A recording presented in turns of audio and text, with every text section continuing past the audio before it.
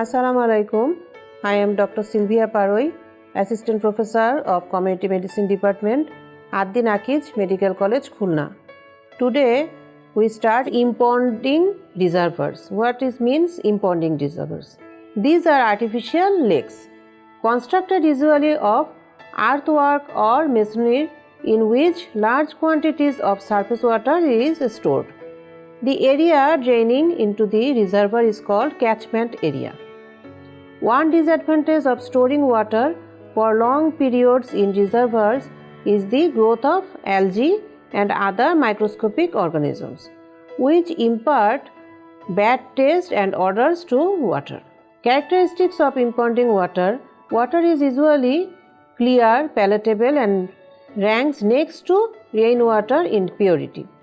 The water is usually soft and considered to be free of pathogenic organisms. Impurities are sourced being human habitations and animal keeping or grazing into impounding waters, that keeping it impurities. Now we see what is groundwater. Groundwater, rainwater percolating into ground constitutes groundwater. Groundwater is the cheapest and most practical means of providing water to small communities. Groundwater is superior to surface water because the ground itself provides an effective filtering medium. Advantage of groundwater are: it is likely to be free from pathogenic agents. It usually requires no treatment. The supply is likely to be certain even during dry season. It is less subject to contamination than surface water. There are also some disadvantages in groundwater. Disadvantages are: it is high in mineral contents, that salt of calcium and magnesium, which render the water hard.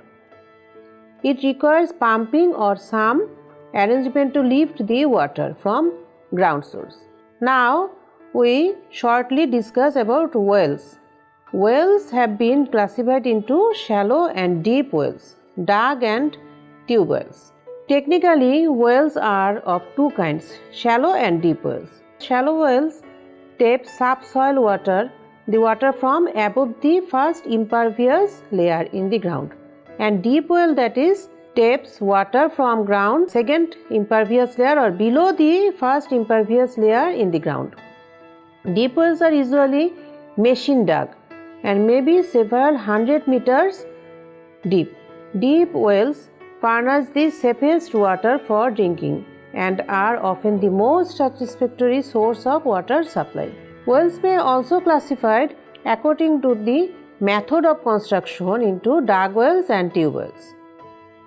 Dug wells also have two types: kacha and paka, or kacha wells, masonry, or paka wells. Now shortly we see sanitary wells.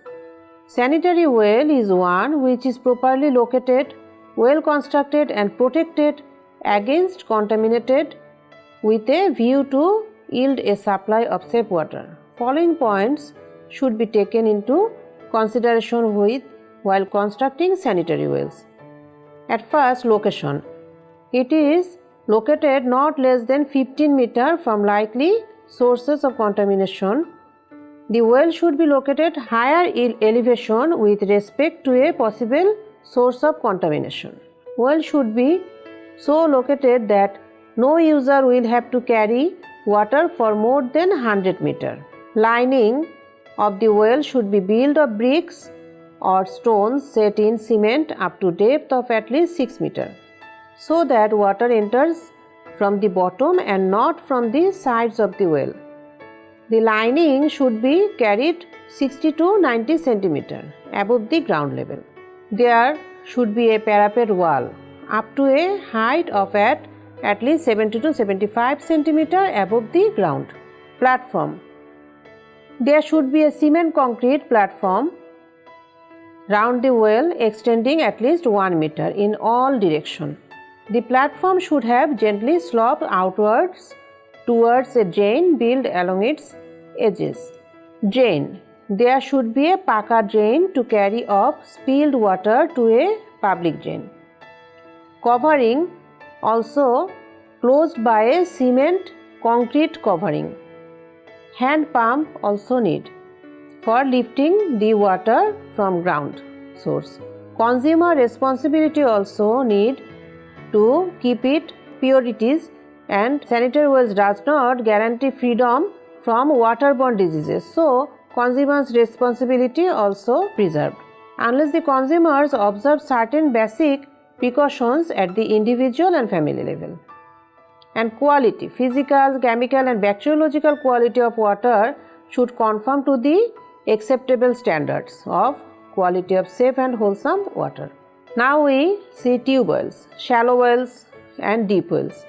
We also shallow wells, or it is also known as drive-in wells, and deep tube wells also known as bored wells. Today I like to end my lecture. Thank you everybody.